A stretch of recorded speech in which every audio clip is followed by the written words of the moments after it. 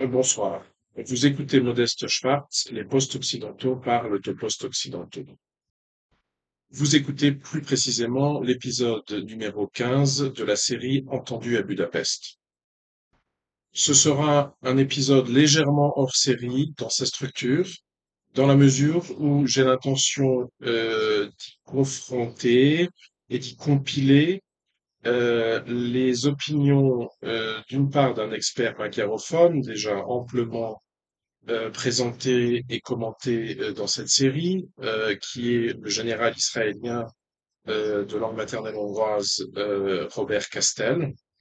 qui s'est bien entendu amplement exprimé sur les journées Prigogine, appelons-les comme ça, au cours des 3 derniers jours, et je ferai plus précisément référence à une interview qu'il a accordée hier à Rita Fekete, donc qui a l'habitude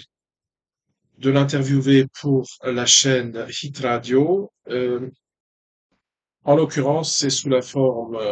d'une interview hors série qu'elle a d'ailleurs menée depuis son domicile, Robert Castel se trouvant à Jérusalem. Interview qui a été chargée sur sa chaîne personnelle à elle,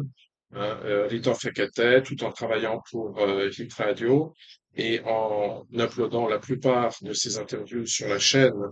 de cette radio a aussi, comme moi, sa propre chaîne YouTube. Or, je compte compléter et problématiser les informations livrées par Robert Castel au moyen de celles que j'ai trouvées dans l'interview à quatre mains, si j'ose dire,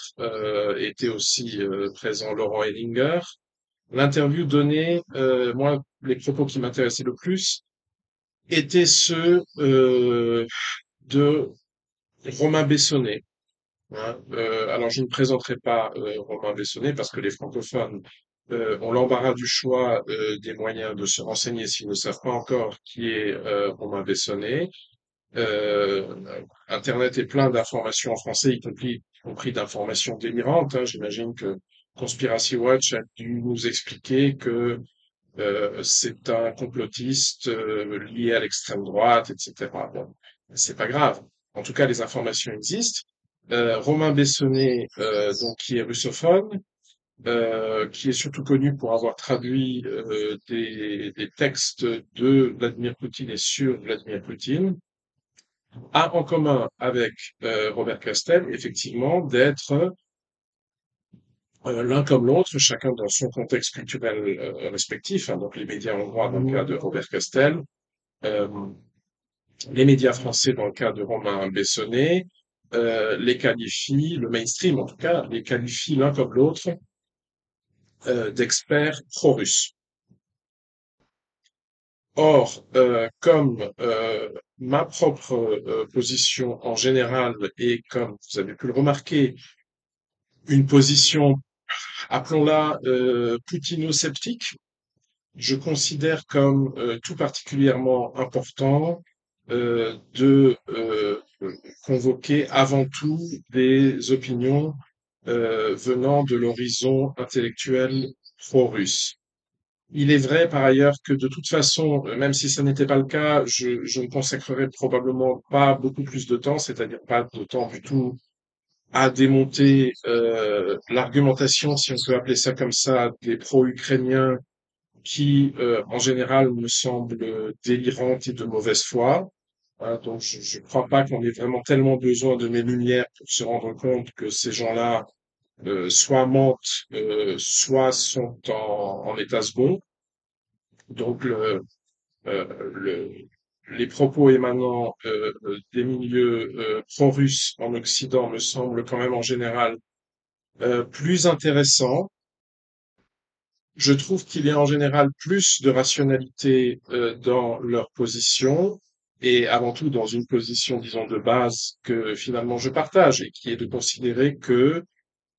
ce soit d'ailleurs d'un point de vue plutôt moral ou d'un point de vue purement pragmatique, il est absolument indéfendable et probablement suicidaire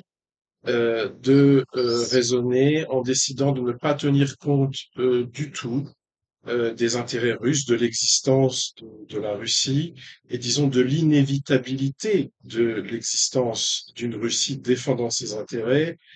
sur la scène internationale. Jusque-là, moi et disons les autres pro-russes, on est parfaitement d'accord. Je pense que beaucoup d'entre eux commettent une erreur assez grave qui est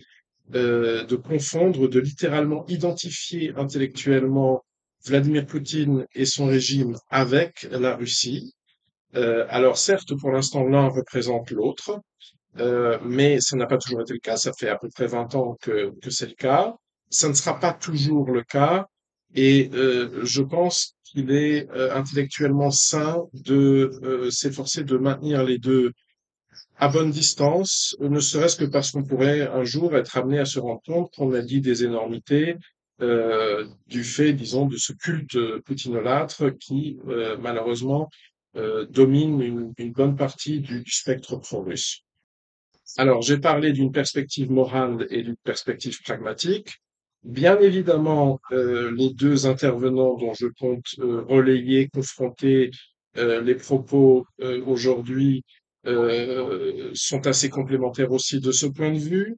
d'une manière parfaitement prévisible compte tenu de leur background. Hein. Il était prévisible que le général de l'armée israélienne en l'occurrence, Robert Castel, illustre plutôt la perspective pragmatique. Lui ne prétend d'ailleurs en aucun cas être un allié, avoir une loyauté russe. Lui, comme la plupart des Israéliens, quand il parle de l'Occident, considère en faire partie et veut en faire partie, même si, comme il vient de la droite israélienne, certains aspects, certaines évolutions politiques plus ou moins récentes de cet Occident l'inquiètent au plus haut point. Et puis, on pouvait aussi s'attendre à ce que l'intellectuel et bureaucrate français qu'est Romain Bessonnier, disons, ait une perspective ou en tout cas adopte souvent un ton qui est un peu plus politico-moral, disons, quand il s'agit des intérêts de la Russie, de la politique des deux poids et deux mesures qu'on observe en Occident depuis, bon, certains diraient 2 décennies, d'autres diraient 2 siècles, bon, c'est discutable. Et donc, que découvre-t-on, ou sans nécessairement l'avoir ignoré préalablement, que commence-t-on à beaucoup mieux comprendre en écoutant, qui plus est en parallèle, ce que j'ai la possibilité de faire puisque je comprends aussi bien le français que le hongrois, Romain Bessonnet et Robert Castel. Eh bien, d'abord qu'il est dramatiquement faux d'essayer d'interpréter l'épisode Prigogine, donc de cette fin juin 2023, appelons ça les journées Prigogine, comme si c'était le dénouement. Déjà, il n'est pas certain que ce soit le dénouement final, mais comme si c'était le dénouement d'une histoire qui a commencé la semaine dernière ou, disons, pour les analystes les plus prudents, à l'automne 2022. Ça n'est absolument pas le cas. En réalité, comme pour beaucoup de phénomènes de questions soulevées par, appelons ça l'actualité ukrainienne, c'est pour le moins à 2014 qu'il faut remonter pour avoir la moindre chance de comprendre quoi que ce soit. En effet, comme je l'ai moi-même déjà fait remarquer à plusieurs reprises, je pense que beaucoup trop de gens l'oublient et que c'est dangereux d'oublier. Ce qui s'est réellement passé, le coup de théâtre de février 2022, du déclenchement de l'opération militaire spéciale de Vladimir Poutine, ça n'est pas le début d'une conflictualité armée entre la Russie d'une part et un État, une entité qui vienne sous fort contrôle occidental de l'autre. Tout cela avait commencé dès 2014, euh, au plus tard. Simplement, ce qui s'est passé en février 2022, c'est que Vladimir Poutine, pour des raisons d'ailleurs qui ne me semblent pas très claires pour l'instant, et sur lesquelles d'ailleurs, ça c'est très intéressant, Prigogine s'est exprimé, et s'est exprimé dans un sens extrêmement défavorable du point de vue du jugement que portera l'histoire sur Vladimir Poutine. en tout cas pour des raisons X, en février 2022, Vladimir Poutine a décidé que le conflit jusque-là en moyenne de basse intensité d'Ukraine orientale, dans lequel son pays était de toute façon partie prenante, allait se poursuivre sous drapeau russe. C'est-à-dire que, sans pour autant réellement assumer un état de guerre, hein, d'où l'expression opération militaire spéciale, à partir donc de la fin février 2022, la Russie a décidé d'agir en Ukraine orientale en tant qu'État russe et non plus par proxy, hein, par intermédiaire. Or, quand on dit intermédiaire, eh bien, dès cette époque, dès le milieu des années 2010, les sociétés militaires privées, au nombre desquelles, évidemment, on va trouver la plus importante et celle qui est en ce moment sur toutes les bouches, la société Wagner, a joué un rôle très important dans la conduite, disons, de cette guerre, euh, disons, cette guerre sous Fournet. Et une fois qu'on sait ça, on comprend aussi que, en réalité, comme l'avait d'ailleurs très bien vu disons, des bellicistes, des jusqu'au-boutistes dans l'opinion nationaliste russe dès au début 2022, des gens qui généralement n'aiment pas Prigojine. À vrai dire, pour Prigojine et du point de vue de la société Wagner, les ennuis ont commencé dès février 2022. En effet, il tombe sous le sens que à partir du moment où la Russie allait décider d'étatiser euh, le conflit, c'est-à-dire de revenir à une sorte de normalité État national dans la gestion de ce conflit. La raison d'être même de la société Wagner, du moins sur le théâtre d'opération européen, fatalement, logiquement, allait finir par être remise en cause. Et ça, c'est une remarque qu'on peut compléter par une remarque de Robert Castel dans cette interview qui sera évidemment placée comme d'habitude en description de la vidéo. Castel fait remarquer, alors Castel ne fait pas partie, disons, du camp, appelons ça le camp de la Maskirovka, hein, de ces analystes, Slavsquat les appellerait probablement des joueurs d'échecs en 5 dimensions, qui vous explique que tout cela n'est qu'un spectacle, que tout était prémédité depuis des mois, sinon des années, alors soit par la CIA, soit par Poutine lui-même. Enfin, bon. Non, Castel ne tombe pas dans ce genre de simplisme, mais il fait effectivement lui aussi remarquer que ce putsch de Prigojine, cette tentative de putsch, est probablement la toute première de l'histoire, et de ce point de vue-là, elle s'inscrit dans les tendances lourdes de l'époque, à s'être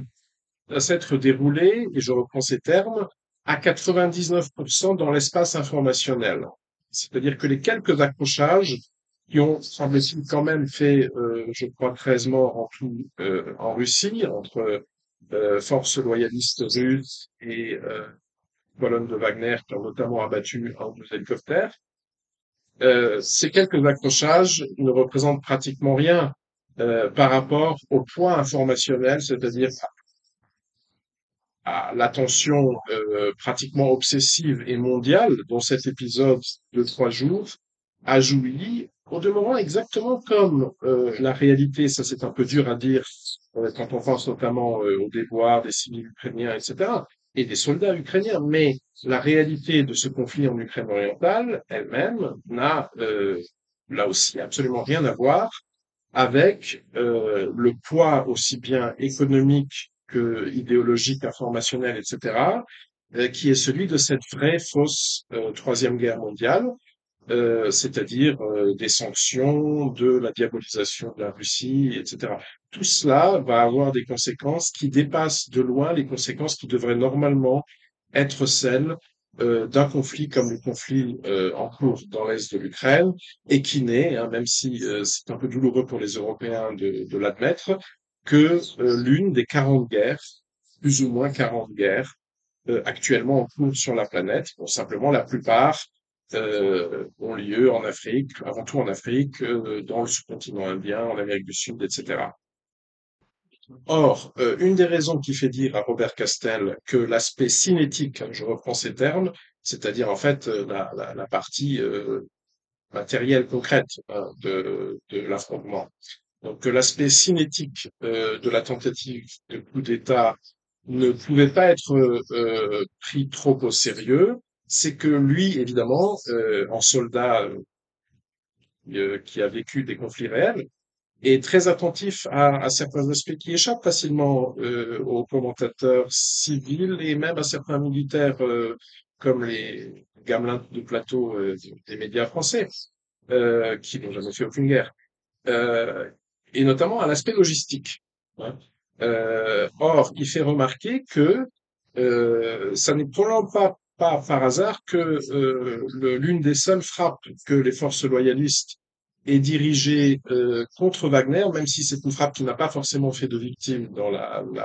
les colonnes des insurgés de Wagner, tous les effectifs de Wagner ne participaient pas à la rébellion. Euh, c'est une frappe qui a visé un dépôt de carburant. Donc, les loyalistes russes, eux, étaient parfaitement conscients de cette faiblesse principale qui était celle des insurgés de Wagner et qui était la logistique. Et là, du coup, pour peu qu'on se rejoue un peu le film, hein, qu'on revienne en arrière sur les coups d'éclat médiatiques précédents de Prigogine, qu'il est multiplié depuis pratiquement 6 mois, on se souviendra qu'une grande partie de ce bras de fer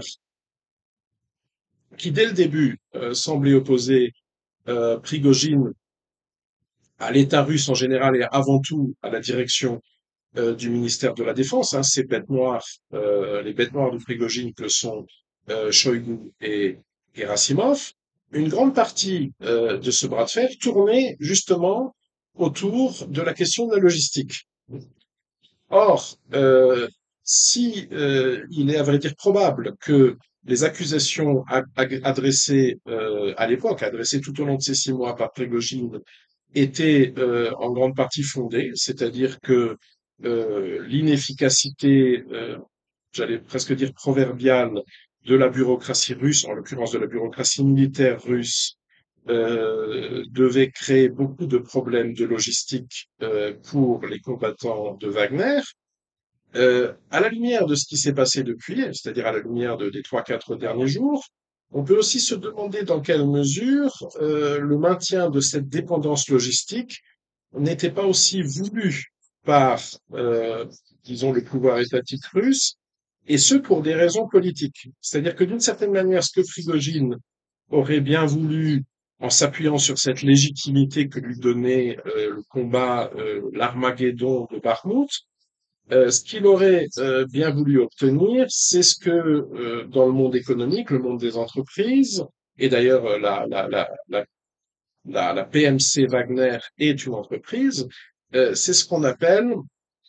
de l'intégration verticale, hein, c'est-à-dire si vous avez une boulangerie, et ben essayez de maîtriser aussi l'approvisionnement en blé, de posséder votre propre fabrique de sachets papier pour les petits pains, etc., etc. Or,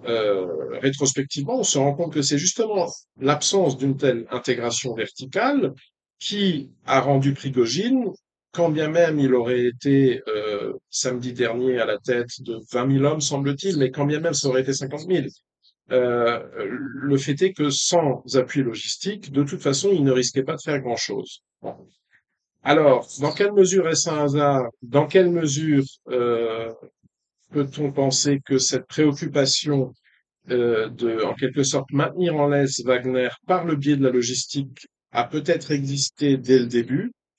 Je laisse chacun libre de son interprétation, mais je pense qu'il aurait été dommage de ne pas soulever au moins la question. Ces considérations s'ouvrent sur une autre question qui est celle des réactions internationales, et notamment de celle d'une part des Occidentaux poutinophobes, appelons-les comme ça, voire russophobes, mais aussi des diasporas russes anti-Poutine, hein, de ces centaines de milliers, peut-être 1 ou 2 millions de Russes qui ont choisi depuis le début de l'opération spéciale de s'exiler, au moins jusqu'à la fin de la guerre, mais pour certains peut-être ne rentreront pas en Russie, et qui aujourd'hui, entre autres, dans les capitales du Caucase. Et donc, on a observé donc un phénomène très, très curieux, disons, un enthousiasme pro-Prigojine, disons, chez des, des, des commentateurs, des individus aussi, de simples internautes, qu'on aurait difficilement pu soupçonner quelques jours plus tôt, hein, au vu de leur position en général libérale, mondialiste, pacifiste, etc. On aurait difficilement pu les soupçonner de se prendre un jour d'affection pour Prigojine, le boucher de Bakhmout. Or, c'est bien ce qui est arrivé.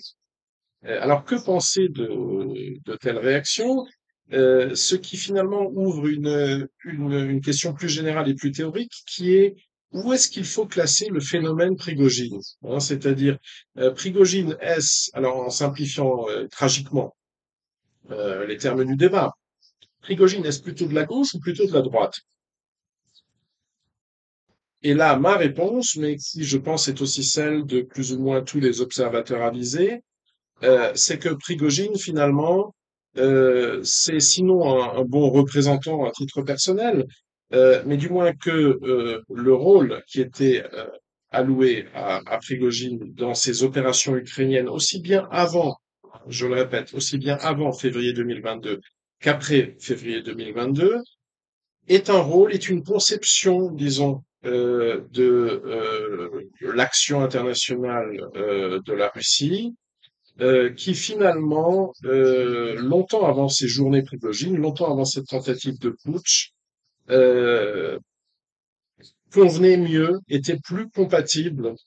avec la vision du monde, disons, des libéraux mondialistes euh, de Russie,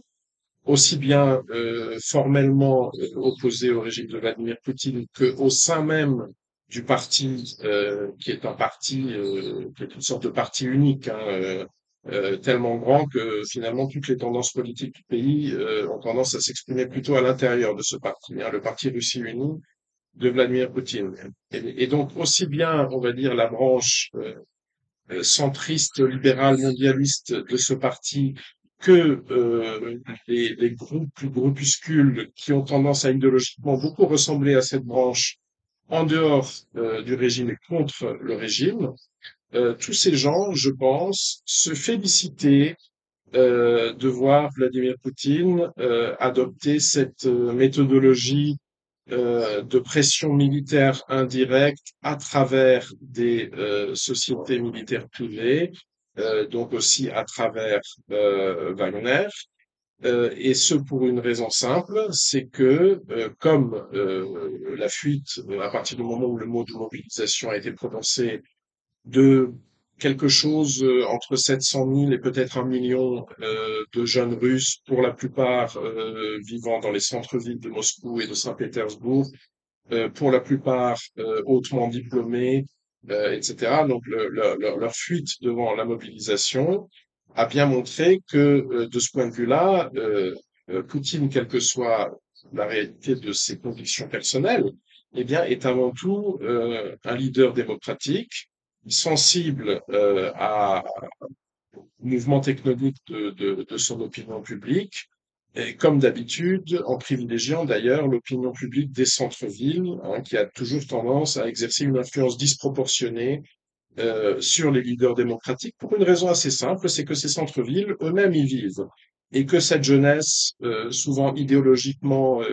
en délicatesse avec le régime, eh bien, ce sont en partie les enfants de la nomenclatura, hein, c'est-à-dire que ce sont d'une certaine manière et dans beaucoup de cas de façon tout à fait concrète, les enfants de la bureaucratie poutinienne qui aujourd'hui mène une guérilla Facebook, si vous voulez, contre l'opération spéciale depuis Tbilissi, Yerevan, Istanbul, etc. Et donc, même si pour une telle opinion libérale de gauche, il aurait été difficile, notamment aux heures les plus sanglantes des affrontements de Bakhmout, de diviniser ce chien de guerre qu'est Prigojine, on peut tout de même penser que l'option politico-stratégique qui met en scène un personnage comme Prigojine est une option finalement plutôt du goût de la partie libérale, la partie de gauche, pour s'exprimer dans des termes plus conformes à l'histoire politico-culturelle russe, la partie europhile de l'opinion russe, et on dispose pour cela d'une confirmation à contrario, qui est l'observation du discours malheureusement trop souvent ignoré. Moi, j'ai essayé de le relayer un peu sur le courrier des stratèges en traduisant quelques textes récents, notamment d'Igor Strelkov. Hein, donc l'opinion de cette droite de Poutine, hein, de ces Russes qui se trouvent à la droite de Poutine et qui, eux, longtemps avant février 2022, appelaient à l'ouverture d'un conflit déclaré avec l'entité kievienne, qui, longtemps avant février 2022, appelaient à la mobilisation et ne cachaient d'ailleurs pas une seconde que ce qu'ils espéraient d'une mobilisation, alors générale, on va mettre générale entre guillemets, parce que pour des raisons techniques, ça n'est probablement pas possible, mais disons d'une mobilisation massive, hein, d'une conscription massive en Russie, ce qu'ils en espéraient, ça n'était pas seulement des résultats beaucoup plus tranchés sur le front de l'Ukraine orientale, voire la pure et simple liquidation de l'entité kievienne, mais aussi des conséquences politiques et notamment la désoligarchisation de la Russie, qui, rappelons-le, était à l'échelle locale, à l'échelle du Donbass, aussi la revendication probablement la plus gênante, d'ailleurs du point de vue du Kremlin, de ce printemps russe. Hein. Rappelons que le soulèvement des russophones et des russophiles d'Ukraine orientale commence en 2014 de façon relativement organique, de façon relativement spontanée, et que les leaders donc issus du peuple de ce mouvement, hein, les Moscovoï, les Motorola, etc., avaient sur place des objectifs très clairs de liquidation de la structure oligarchique. Rappelons aussi que la quasi-intégralité de ces leaders, à l'exception, si j'ose dire, d'Igor Strelkov, mais Igor Strelkov ne venait pas euh, de, de, de, de ce terreau populaire du Donbass. Igor Strelkov avait été envoyé depuis la Russie. Les leaders locaux, en tout cas, ont pratiquement tous été éliminés pendant les années qui ont suivi 2014, pendant les premières années du printemps russe, et ils ont été éliminés donc sur le territoire de ces républiques séparatistes, où par ailleurs agissaient les sociétés militaires privées, dont Wagner, à la solde du Kremlin. Hein. Est-ce un hasard? Est-ce qu'il y a un lien? Qui aurait eu un rôle dans quoi? Je ne me prononce pas, je fais juste remarquer, on va dire, une coïncidence chronologique et géographique. Voilà, donc je voulais d'abord aborder ces deux premières questions qui ont trait, disons, aux racines, à ce qui se trouve en amont, hein, donc de ce conflit, pour simplifier les choses, Prigojine-Poutine, à la lumière des observations donc de Romain Bessonnet et de Robert Castel. Et puis il y a une troisième question qui, là en l'occurrence, a été traitée par Robert Castel, qui est la question des réactions occidentales, mais pas celles, disons, des internautes, des blogueurs, des leaders d'opinion à la BHL ou que sais-je, mais de l'Occident institutionnel. Hein, c'est-à-dire de la manière dont les États occidentaux en situation de co-belligérance anti-russe, et même dans une certaine mesure l'entité kievienne, ont réagi aux événements des 3 derniers jours en Russie. Et là, Robert Castel, renchérissant d'ailleurs sur la question de Viktor Fekete, fait remarquer que ces réactions ont été caractérisées par une énorme prudence et un grand attentisme. Hein, c'est-à-dire, autant il y avait cette espèce de société civile traditionnellement poutinophobe et qu'on peut généralement rattacher, disons, simplifier à la galaxie Choroche, euh, s'est vite trouvé en proie à une sorte d'hystérie pro-Prigojine qui n'était de toute évidence que le reflet et la conséquence de son hystérie anti-Poutine. Autant les régimes, eux, la Maison-Blanche, l'Union européenne, les états-majors occidentaux, etc., et encore une fois même l'Ukraine, ont fait preuve d'une prudence finalement très naturelle, mais qui malgré tout nous surprend. Et pourquoi est-ce qu'elle nous surprend? Eh bien, je pense qu'elle surprend les pro-russes, avant tout du fait d'un de ces biais cognitifs que pour ma part, je cherche à démonter dans l'opinion pro-russe occidentale et qui est finalement une conséquence, hein, un corrélat du biais poutinolâtre, et qui est de considérer que à chaque fois que quelque chose a l'air d'aller de travers en Russie, au Kremlin,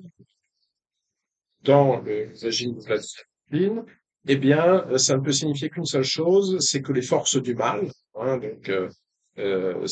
finalement c'est tout à fait la rhétorique de George Bush, mais simplement inversée. L'axe du mal, qui donc pour beaucoup de pro-russes, on va dire un peu infantile, est constitué par un axe Londres, Washington, Londres, Bruxelles. Certains ajouteront éventuellement en fonction de leurs préférences ethno-professionnelles personnelles, ils ajouteront éventuellement Tel Aviv ou Jérusalem. Hein, ce qui est assez drôle quand on voit par exemple le rôle qui est celui de la position, qui est celle de Robert Castel, général de l'armée israélienne, hein, dans les médias hongrois, bon, les médias de Viktor Orban. Bon, tout ça est assez cocasse. Euh, et donc, ce réflexe, parce qu'on peut déjà parler d'un réflexe, c'est tel quoi c'est systématique, les a amenés à considérer de manière presque automatique que Prigojine agissait, pour ainsi dire, de façon téléguidée, hein, recevait probablement sur un appareil codé, enfin que sais-je, minute, quart d'heure après quart d'heure, des instructions, alors soit du Pentagone, soit du MI6, je sais pas. Bon,